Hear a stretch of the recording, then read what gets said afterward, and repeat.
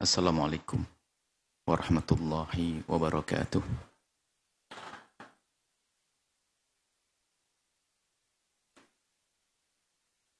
Alhamdulillah, nahmaduhu subhanahu wa ta'ala hamdan yuwafi ni'amahu wa yukafi'u mazidah.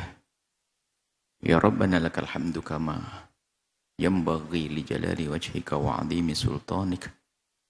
Subhanaka la nuhsi thana'an 'alaika anta kama athnayta 'ala nafsik. Falakal hamdu wa lakal syukru 'ala dhalik. Allahumma salli wa sallim ala habibina sayyidina Muhammadin wa ala alihi wa ashabihi wa tabi'ina lahum bi ihsanin ila yaumiddin. Allahumma ya Rabbana alimna ta'ila wa fakihna fid din. A'inna ya Rabbana ala fahmi kitabik wa'inna ya Rabbana ala al-amali bihi waj'alna ya Rabbana wa ahlana min ahlihi. Allahumma ya Rabbana wa ya ghafiradh dhunubi ighfiri dhunub wa ya mufarrijal kurubi farrijil kurub wa ya satiral uyub isturil uyub ya 'allamal ghuyub bi barakatil habibil mahbub.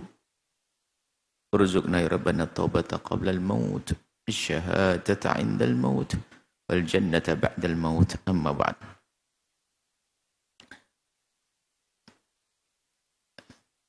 Yang semoga senantiasa dimuliakan oleh Allah dari semua yang hadir, yang mengikuti acara ini, dan semua umat baginda Nabi sallallahu alaihi wasallam. Alhamdulillah kita bisa bergabung kembali saat ini untuk bersama-sama mentadabburi firman Allah Subhanahu wa taala. Yang kita saat ini sudah atau masih di surat An-Nur, dan kita sampai kepada ayat atau yang ke-11. A'udzubillahi minasyaitonir rajim. Bismillahirrahmanirrahim.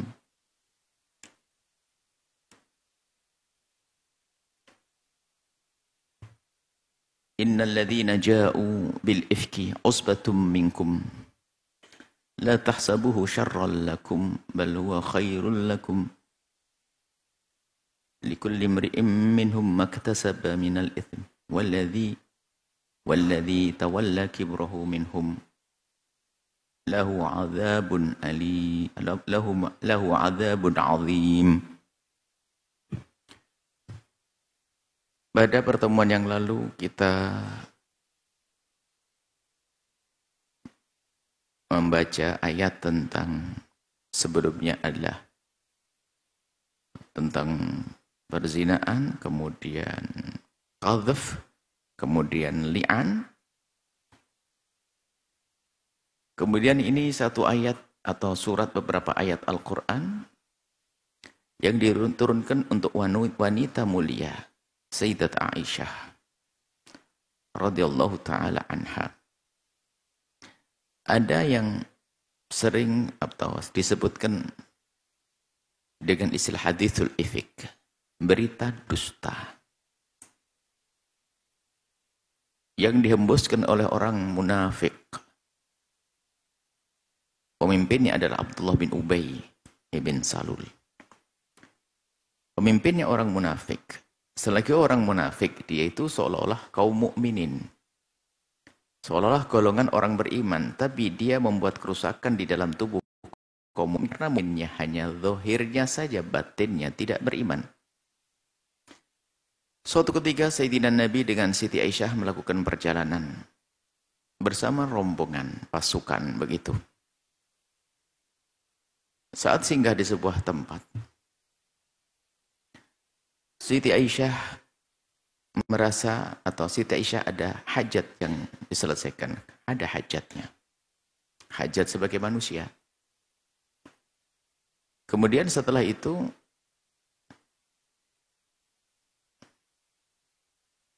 ada merasa yang hilang.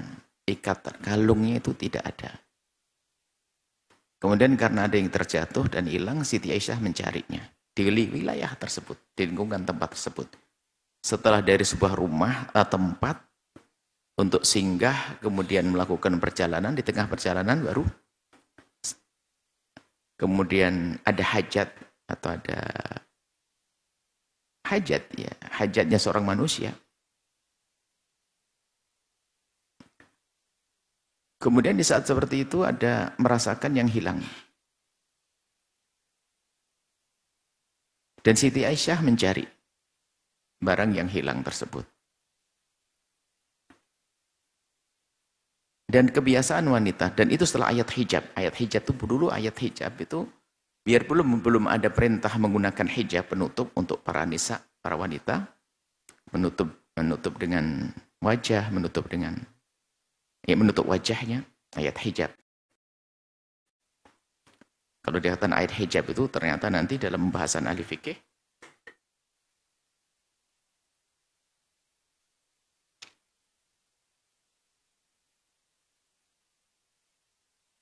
ayat ke-6.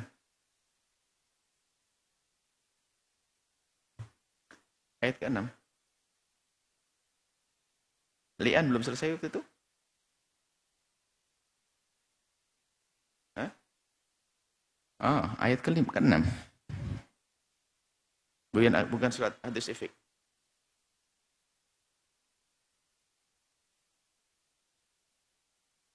Yang mana?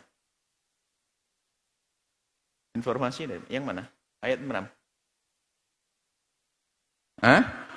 Betul. Gimana? Informasi kalau dari sumber aslinya, orang tidak hadir pengajian tiba-tiba ngomong belum. Salahnya dia, bukan salah kita. Masa balik lagi?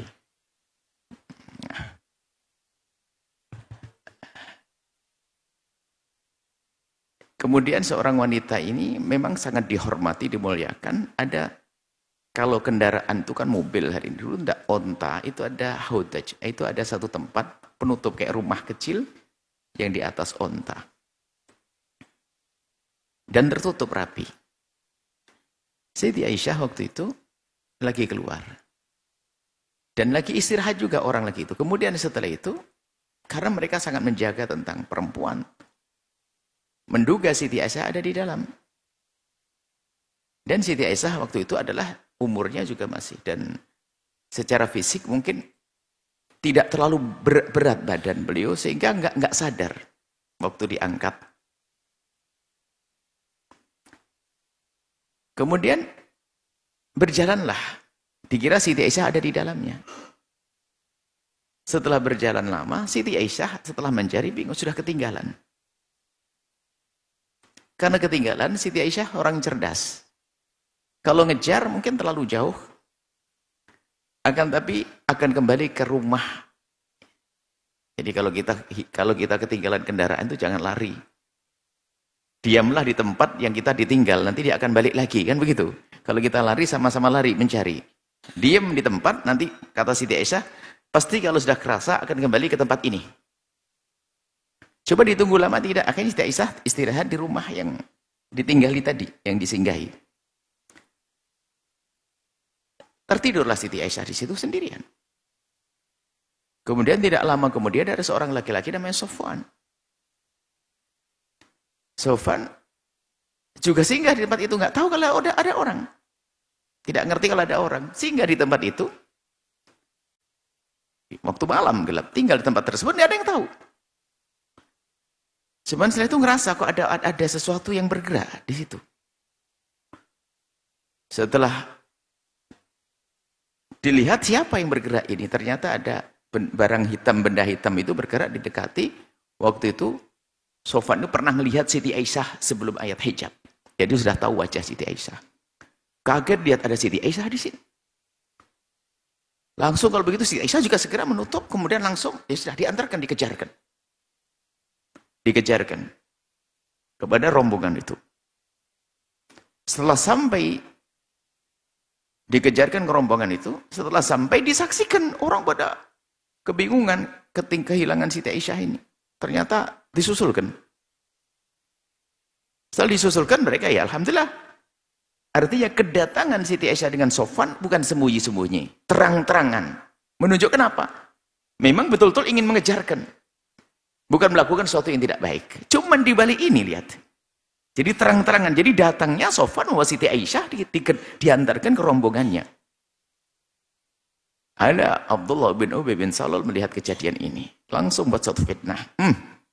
Na'udzubillah, kalau hari ini Siti Aisyah melakukan hal yang tidak baik dengan Sofwan. Dihembuskan ini berita. Kalau orang cerdas berpikir, kalau memang dia melakukan tidak baik, kenapa? Pasti memasukkannya juga sembunyi. Jadi sini pun juga menunjukkan, sudah sangat jelas menunjukkan Sofwan memang tidak melakukan. Sofwan menyelamatkan, menjaga. Dihembuskan berita tentang Siti Aisyah melakukan hal yang tidak baik dengan seorang laki-laki dan sebagainya. Na'udzubillah. Namanya hadithul ifk, ini dusta. Dusta. Akan tapi orang munafik itu adalah biarpun sedikit, tapi mereka memang orang aktif. Kalau hari ini punya sosial media yang kuat, barangkali gitu loh. Dia punya YouTube, punya ini, mungkin hari ini. Sehingga di saat menyebarkan fitnah itu, betul, kemana-mana. Tapi bagi orang beriman, enteng, nggak mungkin selesai. Orang beriman nggak mungkin. Termasuk salah satu perempuan ini yang dekat dengan Siti Aisyah, namanya Ummu Mistah. Dia tiba-tiba mencaci anaknya yang namanya Mistah, terkutuk, kurang laknat dia. Berarti ngomongin sesuatu yang tidak baik. Siti Aisyah kaget, ngomong apa kau? Itu kan orang baik dia, laki-laki baik Mistah itu. Kenapa ngomong begitu? Akhirnya Ummu Mistah berkata, apakah kau tidak dengar dia telah bercerita tentang kamu, kata yang kamu begini-begini. Gak benar itu anak. Nah, Ummu Mistah seorang wanita yang punya iman, di saat mendengar berita tentang Siti Aisyah yang miring, langsung menolak. Orang beriman tidak akan mudah terpengaruh dengan fitnah. Oh, ini berita ini dihembuskan. Dihembuskan.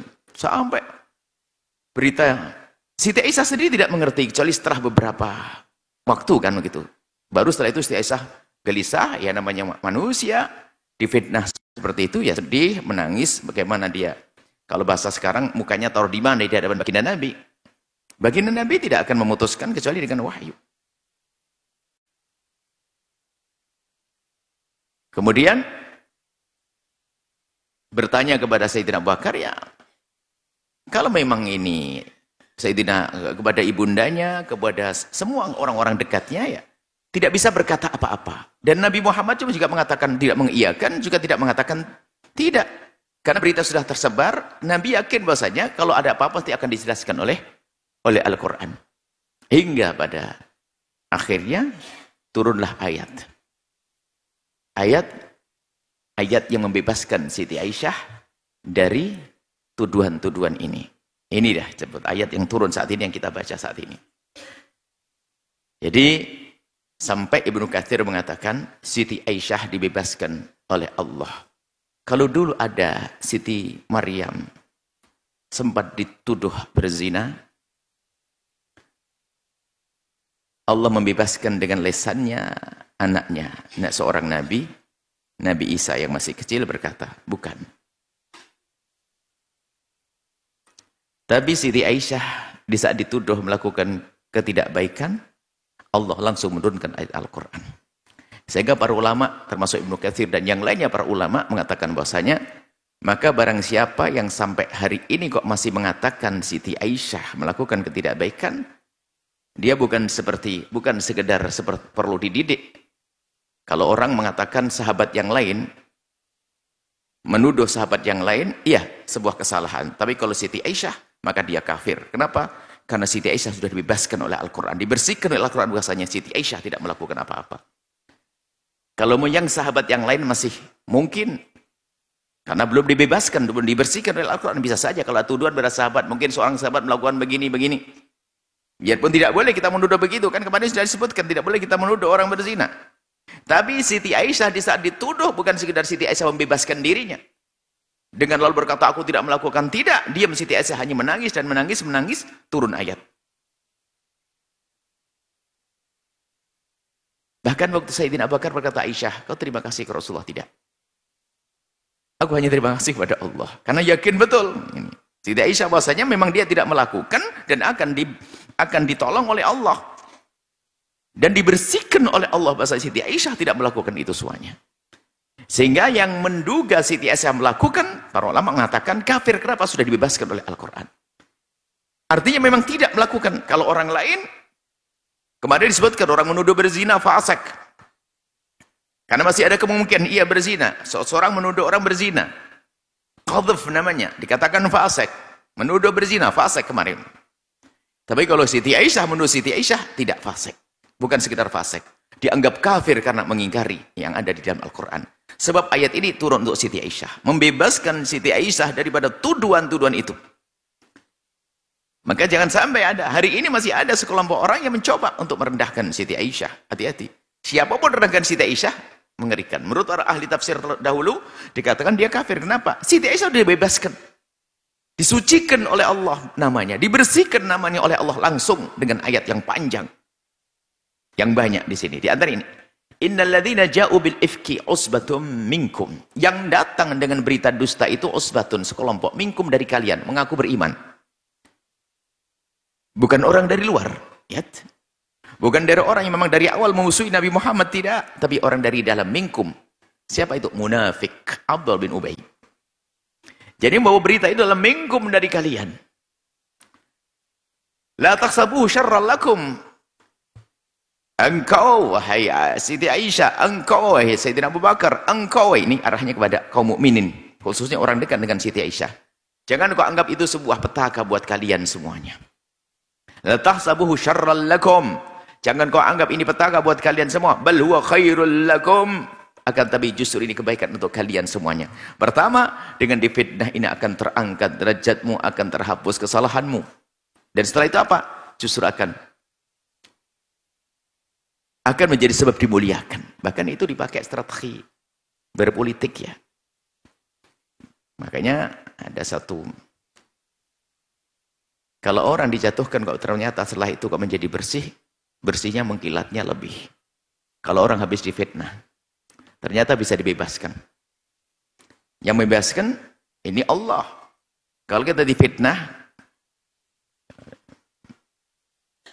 kalau difitnah, namanya menjadi sebut-sebut. Dia melakukan kehinaan. Orang pada tahu dia melakukan kehinaan. Setelah itu telah dibebaskan, ternyata dia bohong. Itu adalah fitnah. Maka yang tertinggal adalah namanya.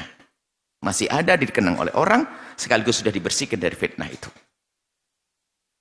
Siti Aisyah, ini kebaikan buat semua. Kepada keluarga, Siti Aisyah dan keluarga akan menjadi diampuni karena telah difitnah, diangkat derajatnya. Akhirnya kebaikan buat orang yang difitnah tadi. Sebuah kemuliaan. Sebanyak orang yang menfitnah, sebanyak itulah pahala yang didapat. Jadi bukan syarrun lakum, tapi khair lakum. Tapi likulli imri'in minhum maktasaba minal itsmi. Semua ini bagi yang menyebarkan fitnah itulah yang akan dapatkan bagian daripada dosanya. Adapun kalian yang difitnah hanya mendapatkan kebaikan. Tapi yang melakukan fitnah itu, yang membuat fitnah, dialah menanggung dosanya. Dia malah mendapatkan dosa. Waladzi tawalla kibrahu, dan yang paling besar dosanya adalah minhum, dari mereka itulah yang tawal kibro, yang paling bertanggung jawab, ya yang menyebarkan, pemimpinnya, ketuanya, yang punya ide. Lahu, bagi orang tersebut adalah adzabun adzim, akan dapatkan siksa yang agung, siksa yang besar. Disebutkan di sini adalah Abdullah bin Ubay bin Salul. Siti Aisyah dibebaskan. Hari ini ada sekelompok orang yang setiap hari mencaci Siti Aisyah. Bahkan bukan mencaci Siti Aisyah saja, sekaligus mencaci ayahnya Sayyidina Abu Bakar.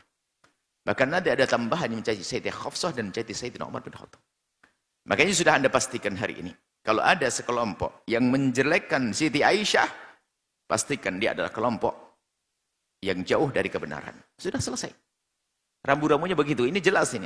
Hadis ayat efek ini. Ayat tentang efek, tentang dusta, berita dusta ini diturunkan untuk Siti Aisyah.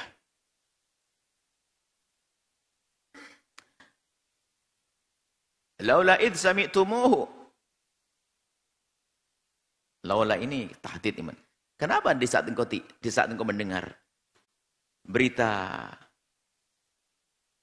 yang dusta semacam itu? Kenapa di saat engkau mendengar berita semacam itu dan engkau adalah orang beriman, dia mengatakan, langsung jawabnya di belakang, waqalu hadza ifkun mubin, tidak mengatakan ini adalah dusta besar. Ini ada dusta yang sangat jelas. Engkau orang beriman, setengah-tengahnya dikatakan, dhannal mu'minuna wal mu'minatu bi anfusihim khaira. Fahami dulu itu. Dhannal mu'minuna Wal mu'minati bi anfusihim khaira. Orang beriman itu akan senantiasa husnudzon kepada diri mereka. Susah untuk berprasangka buruk. Orang mukmin itu susah berprasangka buruk. Yang ada dalam dirinya adalah prasangka baik. Kalau memang engkau punya keimanan seharusnya punya prasangka baik. Maka dari itu kenapa di saat kau mendengar berita itu? Laula id sami'tumuhu, kenapa di saat kalian mendengar berita itu sementara kau orang beriman dan orang beriman itu akan selalu berprasangka baik. Kenapa di saat mendengar berita itu engkau tidak termasuk orang yang mengatakan hada ifkun mubin, ini berita dusta. Artinya orang beriman kalau mendengar berita begitu langsung mendustakannya. Siapapun dari kita kalau beriman, berita tentang keburukan orang beriman, tentang keburukan orang beriman jangan mudah diterima. Bahkan pastikan atau bahkan Anda harus husnudzon, itu adalah bisa jadi dusta. Atau semoga itu sebuah dusta. Tapi hari ini kebalikannya. Kalau dengan berita, Masya Allah. Berita burung, berita palsu pun langsung dipercaya. Bahkan disebarkan, di-share. Na'udzubillah. Menfitnah orang. Mengatakan orang melakukan dosa, zina dan sebagainya.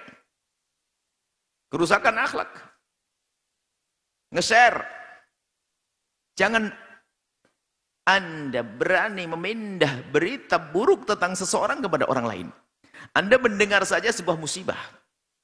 Kita mendengar berita buruk, berita maksiat tentang seseorang, itu musibah. Karena bisa jadi kita menjadi suudzon kepada dia. Padahal itu tidak terjadi. Atau kalau itu benar terjadi, jangan-jangan saya bercerita kepada orang lain. Akan junjing saya. Sehingga para kekasih Allah itu minta, ya Allah tutuplah mata kami dari melihat kekurangan aib saudara-saudari kami. Ya Allah, tutuplah kekurangan saudara-saudari kami dari mata kami. Aku tidak ingin melihatnya. Minta agar kita tidak melihat aib siapapun. Dan sesungguhnya kalau kita telah dibukakan aib seseorang, itu adalah ujian berat bagi kita. Mampu tidak kita untuk menyimpannya? Mampu tidak kita untuk menyembunyikannya? Mampu tidak kita di saat seperti itu? Kita justru hanya mendoakan, bukan membicarakan pada orang lain. Makanya kalau kita ditampakkan musibah tentang atau maksiat seseorang kepada kita, kita harus sadar itu adalah musibah berat.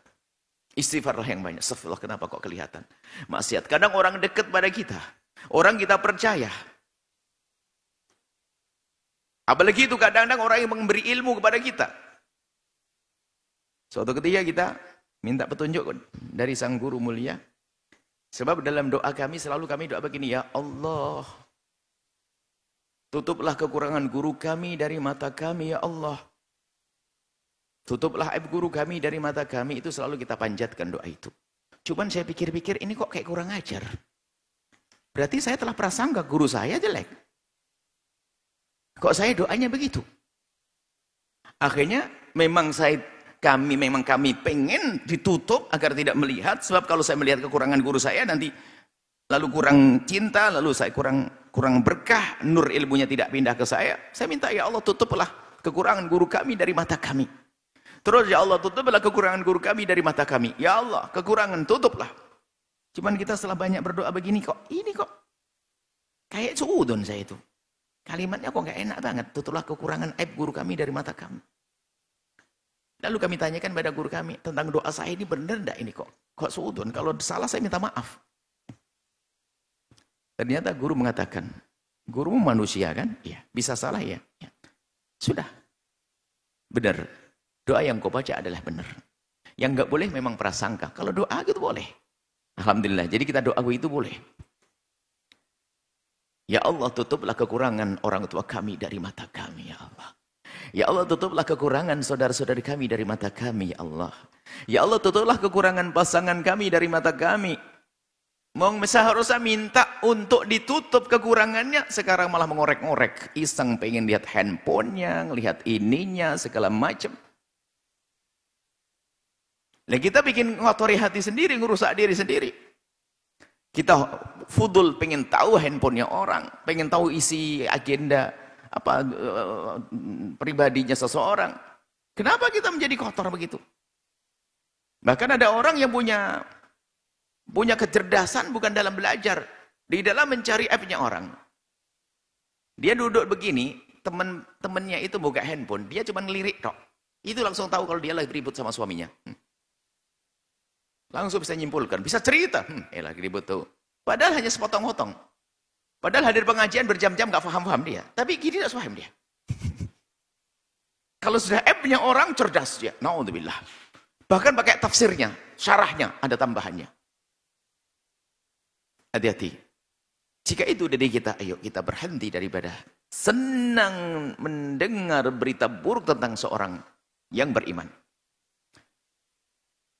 Mintalah kepada Allah, semoga Allah menutup kekurangan saudara-saudari kita dari mata kita. Kalau ada kekurangan lalu kita tahu, khawatir kita berubah. Dari menghormati menjadi tidak menghormati. Ibu, ayah, guru, dan seterusnya. Kita ingin melihat yang baik-baik saja. Dari hamba-hamba Allah. Dan kemudian juga, efeknya lain. Nanti di pungkasan ayat ini dijelaskan bahwasanya sebuah keburukan itu kalau sudah sering dibincangkan di sebuah tempat, maka keburukan itu menjadi sebuah kebiasaan atau biasa, maka siapapun yang melakukan saat itu pun menjadi biasa.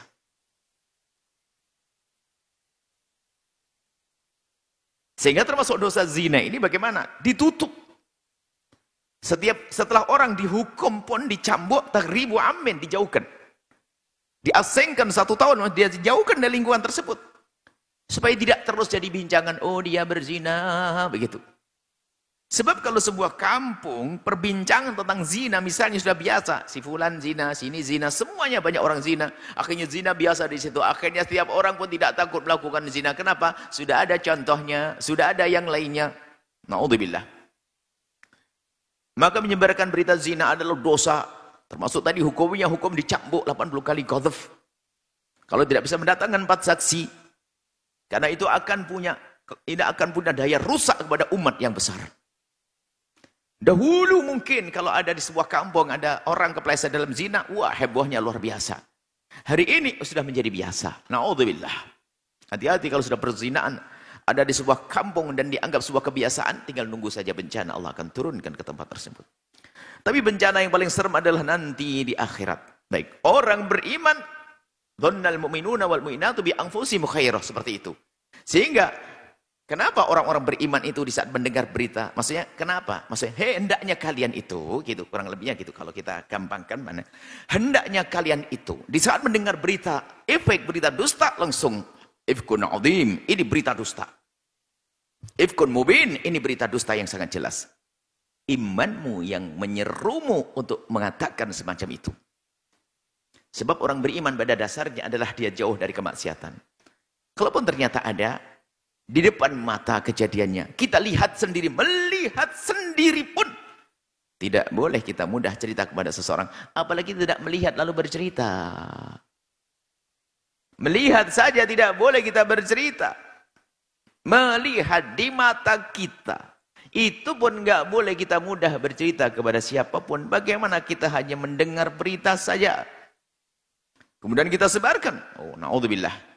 Laula ja'u alaihi bi arba'ati syuhada, kalau orang yang membawa berita dusta tentang itu Siti Aisyah, dia berlakukan pada siapapun. Kalau tidak bisa mendatangkan 4 saksi, wa idza ja'tu bi syuhada'i, kalau tidak bisa mendatangkan 4 saksi, fa ulaika indallahi humul kadzibun, maka dia adalah pendusta. Dianggap pendusta. Awas. Maka jangan berani-berani membawa berita buruk tentang kehinaan, perselingkuhan, zina kepada siapapun.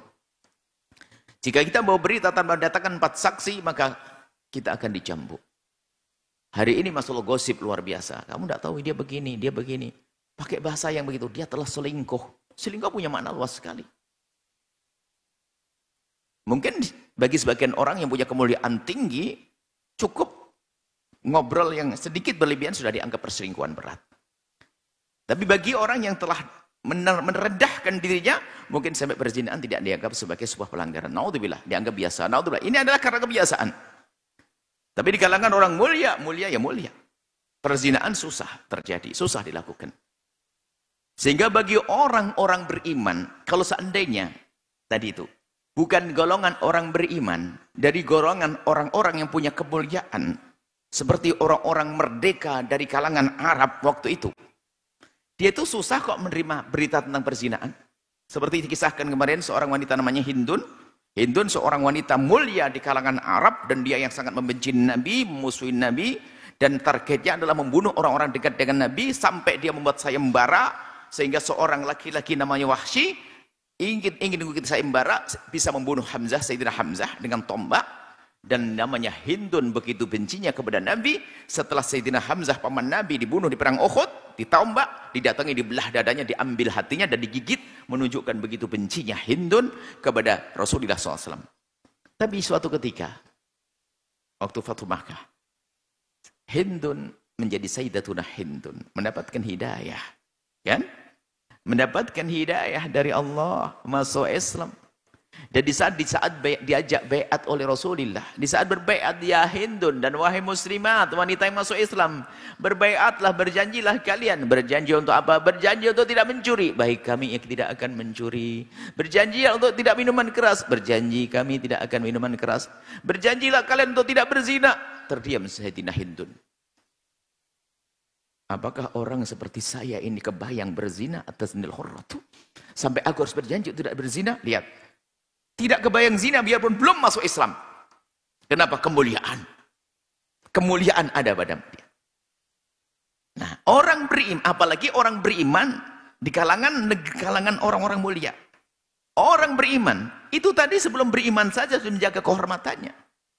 Sebelum masuk Islam, Sayyidatina Hindun sudah menjaga kehormatannya. Apalagi orang beriman. Makanya di sini katakan, "Dhannal mu'minuna wal mu'minati bi anfusihim khaira." Hendaknya seperti itu. Makanya yang kebawa berita efek itu adalah golongan munafikin. Ada dari golongan beriman yang terpengaruh lalu minta maaf dan diampuni oleh Rasulullah saat itu. Makanya hati-hati, jangan mudah terpengaruh dengan berita-berita buruk tentang seseorang. Kalau mereka tidak bisa membawa 4 saksi setelah mengatakan seseorang berzina, setelah mengatakan Siti Aisyah melakukan kehinaan, maka kalau tidak bisa mendatangkan saksi, maka mereka adalah pendusta. Walaula fadlullahi alaikum wa rahmatuhu, kalau bukan karena karunia Allah dan rahmatnya fid dunya wal akhirati, di dunia dan di akhirat, lamassakum fima afadtum fihi adzabun adzim, niscaya akan mengenamu karena apa yang telah kau lakukan, memberitakan berita-berita buruk tadi, fitnah tadi, apa yang kau selami dari omongan-omongan, engkau masuk omongan orang-orang memfitnah, ikut-ikutanmu, ini kepada orang yang beriman dan tobat. Adapun munafikinnya tidak tobat. Abdullah bin Ubay tidak tobat, terus dengan kesesatannya, dengan fitnahnya, dengan adu dombanya, dengan membuat keresahan di tengah kaum muslimin. Adapun yang beriman ini adalah Allah beri kasih sayang, laula fadlullahi alaikum, ahli imannya, wa rahmatu, dan rahmat Allah untuk yang beriman. Karena di antara mereka ada orang yang beriman kepengaruh. Terpengaruh, orang beriman ada terpengaruh, ikut-ikutan karena berita-berita. Tapi segera kembali. Makanya hari ini, siapapun yang pernah ikut-ikutan berita-berita semacam itu, termasuk, mohon maaf, dunia artis, Anda tidak perlu ikut-ikut sana. Anda minta maafnya susah, Anda menyebar beritanya artis. Tetangga saja mungkin kita bisa minta maaf datang ke sampingnya. Kalau artis Anda kapan ketemu? Maka jangan ikut-ikutan menyebarkan berita-berita semacam itu. Apalagi jika berita keburukan ini terjadi pada seorang public figure atau orang terpandang, maka orang yang secara zahir martabatnya di bawahnya akan berkata, itu orang kelihatannya lebih baik dari saya aja begitu, apalagi saya, ngapain juga saya tahan-tahan. Kehinaan.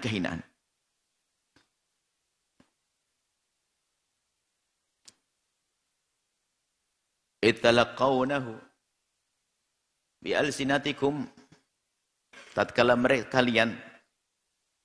kalian memindah perbincangan, obrolan katalaqawnahum, tatkala terjadi perbincangan di antara kalian bi alsinatikum, dengan lisan kalian, wa taquluna, dan kalian katakan bi afwahikum, dengan lisan-lisan kalian, ma laysa lakum bihi ilmun, yang kalian tidak tahu pasti, hanya isu yang dihembuskan oleh orang munafik, kemudian kau telan mentah-mentah, bahkan kau sebarkan. Hati-hati. Ini talaqonahu bil asinatukum, yang kau bincangan di antara teman-temanmu, obrolan tentang Siti Aisyah waktu itu. Fatahsabunahu hayyinan, kau anggap itu hal biasa, tapi ingat itu gede, wa huwa indallahi azim, besar, dosa besar di hadapan Allah Subhanahu wa taala. Hati-hati. Sampai hari ini ada sekelompok Ia mencaci Siti Aisyah. Menfitnah Siti Aisyah. Bahkan sampai dengan kalimat yang kita mengulangnya, menirunya pun nggak bisa. Titik-titik yang nyelundup ke keluarga Nabi SAW. Menyusup ke keluarga Nabi. Disebut dengan kalimat penghinaan. Ini ada hari ini, makanya termasuk rambu-rambu. Pembentengan akidah diantaranya ciri akidah yang benar adalah tidak akan mencaci Siti Aisyah. Kalau ada sekelompok akidah, Anda mendengar orang, Anda tanya bagaimana pendapatmu tentang Siti Aisyah. Kalau dia diam sejenak, dia termasuk golongan orang yang tadi ikut-ikutan. Percaya dengan fitnah Siti Aisyah. Terserah itu calon mantu atau apa. Bisa saja tesnya, gimana pendapatmu tentang Siti Aisyah. Ini termasuk ngetes akidah. Kalau dia mengatakan, stop.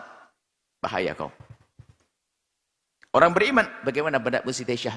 Ummah min ummahatil mu'minin. Ummul mu'minin Siti Aisyah. Wanita mulia, cerdas. Termasuk dari istri Nabi yang derajatnya derajat maqam ijtihad. Termasuk ulama perempuan ada Siti Aisyah. Sehingga termasuk beliau minal mukthirina fi riwayatil ahadits, termasuk orang yang paling banyak meriwayatkan hadis, Siti Aisyah, Abu Hurairah. Dan memang ternyata memang perseteruan dari akidah yang benar dengan akidah yang sesatu selalu yang diserang adalah tiang-tiang inti. Kalau sudah tiang runtuh semuanya. Makanya untuk menghancurkan akidah kita ahli sunnati wal jamaati, maka tiang-tiang intinya yang diruntuhkan. Contoh, Abu Hurairah itu dimusuhi. Pokoknya bagaimana orang nggak percaya dengan Abu Hurairah. Bagaimana orang nggak percaya dengan Siti Aisyah. Nah, kalau sudah Abu Hurairah dan Siti Aisyah saja dibuang, berapa ribu hadis yang hilang itu nanti. Coba. Termasuk orang yang benci Siti Aisyah nanti, wah berusaha membuat cerita tentang Abu Hurairah, bagaimana dia duduk dengan Nabi hanya sebentar saja, tapi bagaimana bisa mengumpulkan hadis sebanyak itu. Sebentarnya orang cerdas, kemudian dia nggak kemana-mana, bahkan duit pun nggak punya, lapar sering hanya di masjid Nabi, bagaimana nggak dapat banyak? Kan hanya berapa belas bulan disebutkan.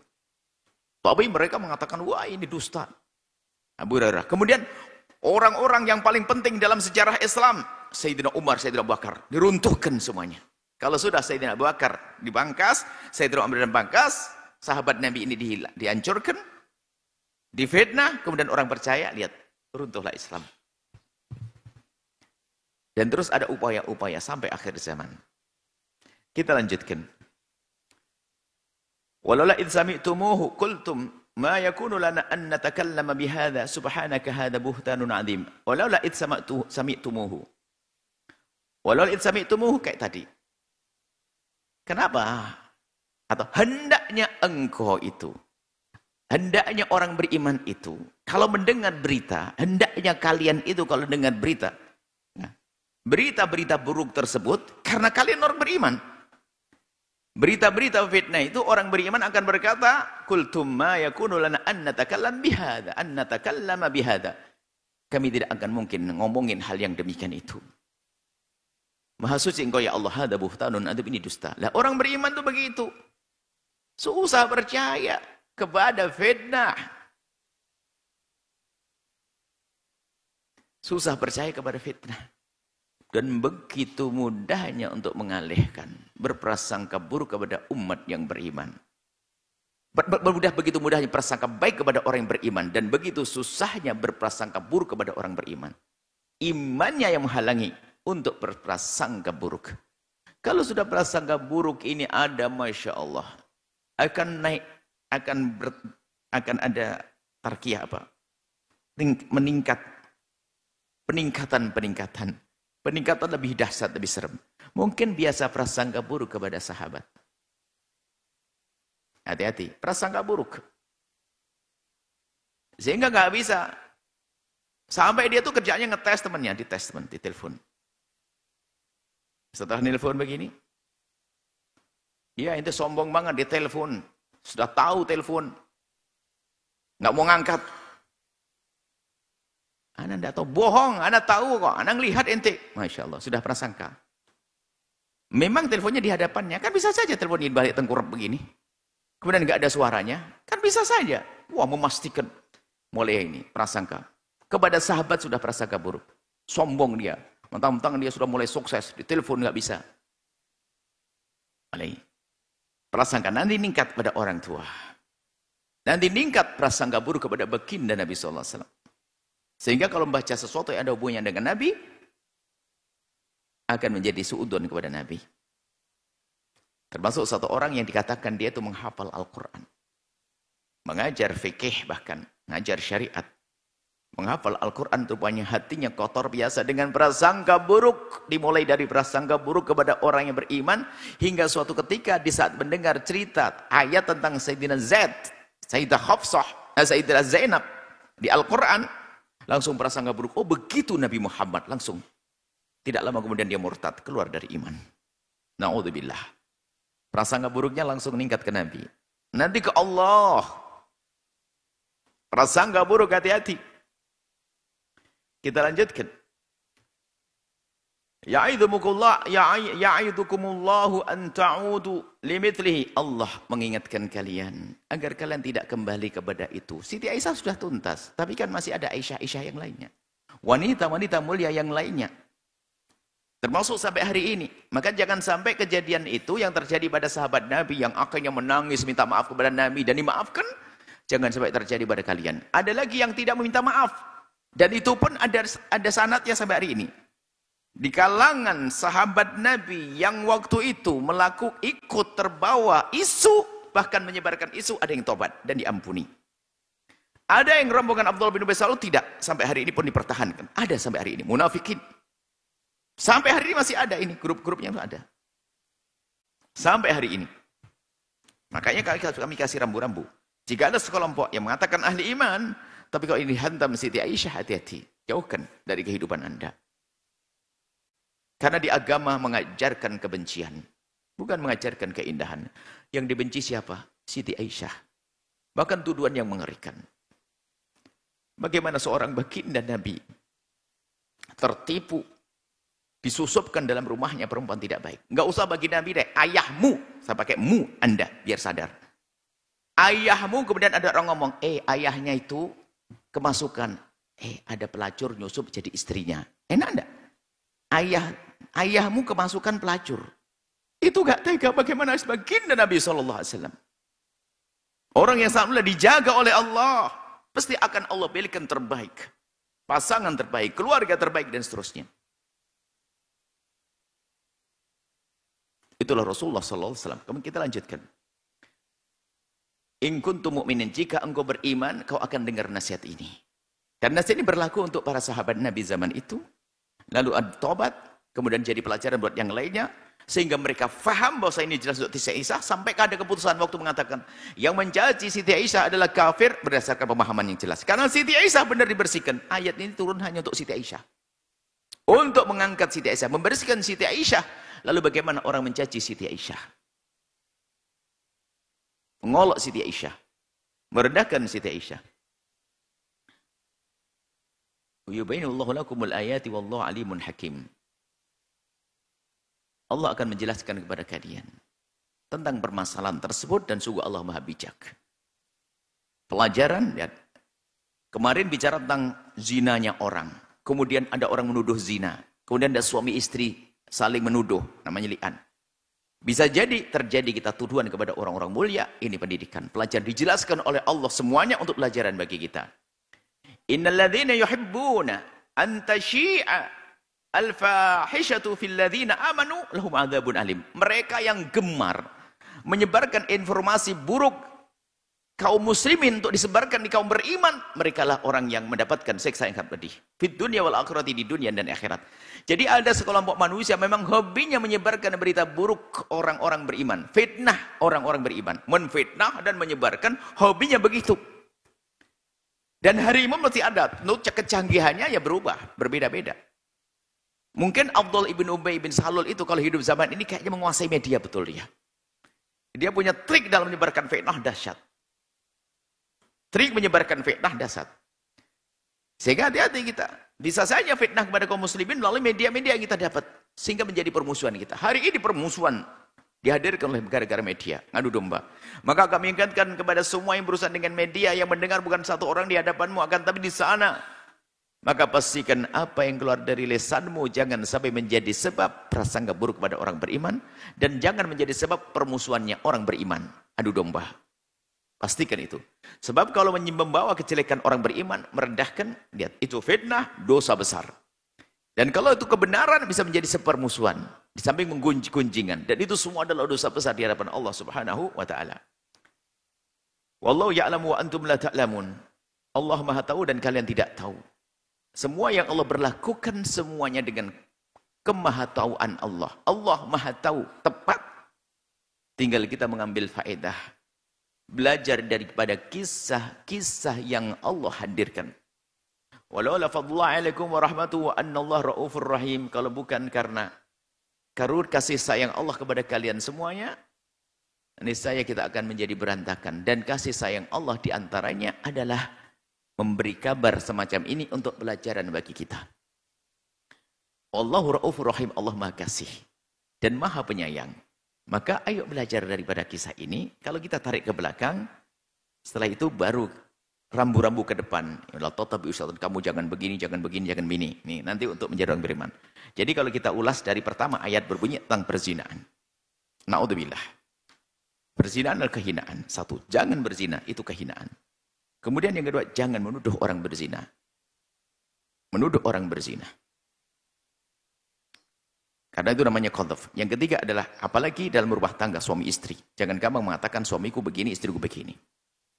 Kemudian setelah itu, jangan menuduh orang beriman melakukan kehinaan. Kisah Siti Aisyah ini. Dan ini harus kita camkan, lalu kita jadikan rambu-rambu hidup. Jangan sampai dalam perjalanan hidup kita ternyata kotor, na'udzubillah. Mungkin orang tidak berzina, tapi kepeleset yang kedua. Merasa dia suci, menuduh orang berzina. Bahkan mungkin kekotoran menuduh itu tidak terjadi dengan orang di luar, bahkan menjadi sebuah tempat yang seharusnya di situ ada saling percaya, yaitu sebuah keluarga. Berantakannya. Anak pun dengar berita itu akan rusak mentalnya. Padahal itu fitnah. Mungkin seorang ibu terlalu marah mengatakan ayahnya begini. Seorang ayah terlalu marah mengatakan ibunya begini. Padahal itu berita buruk. Biarpun berita palsu sudah terlanjur terekam oleh seorang anak, rusak mentalnya. Kemudian berita tentang orang beriman, hati-hati. Orang beriman secara umum, jangan Anda berani-berani menukil berita. Berita kefahisyah, kekejian yang dilakukan orang beriman. Dan setelah itu ayo kita jaga diri kita. Jangan melakukan kehinaan dan jangan memberitakan kehinaan siapapun. Dan semoga Allah menutup aib hamba-hamba Allah dari mata kita sehingga hati kita bersih. Tidak akan punya prasangka buruk kepada siapapun. Wallahu a'lam bissawab.